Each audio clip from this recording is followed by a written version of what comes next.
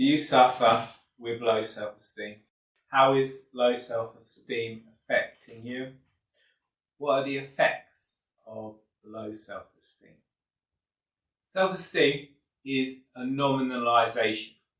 A nominalization is an NLP term for when a person describes a process, a verb, as a thing, a noun. A nominalization is anything you can't put in a wheelbarrow.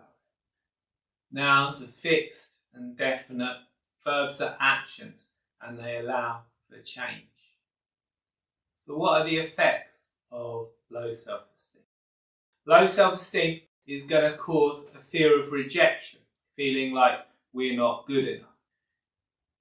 The fear of rejection and failure can cause people with low self-esteem to struggle to bond with others, can cause people with low self-esteem to form healthy relationships.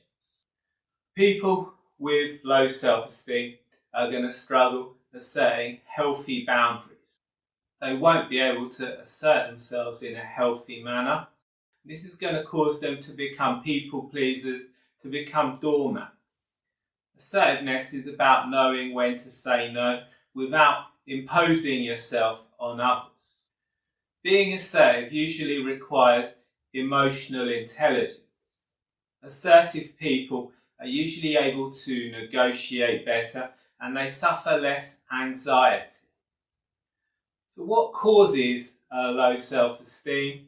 What causes a person to experience the low self-esteem, to become people pleasers, doormats, to struggle asserting themselves, to have a fear of saying no? Low self-esteem, low confidence, and inability to assert yourself, people-pleasing behaviours and codependency are all caused by the same situations. People who experience these issues usually grow up in dysfunctional families. They can develop CPTSD, that's complex post-traumatic stress disorder.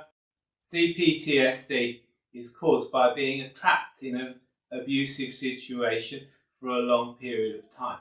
It's usually suffered by prisoners of war and children who grow up in dysfunctional families. For CPTSD to form, there needs to be ongoing and repeated trauma, and there needs to be a reliance on your caregivers. So as children, we're prime targets to develop CPTSD. One symptom of CPTSD is a negative self-image. Another symptom is an inner critic. An inner critic is an internalized abuser that continues to attack you, to put you down, to call you names, to abuse you the same way you may have been abused as a child.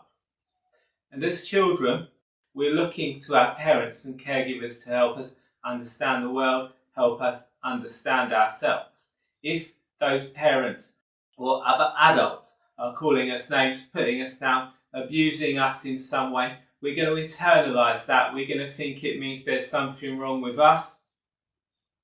We're going to develop issues with self-worth, issues with confidence, and issues with self-esteem.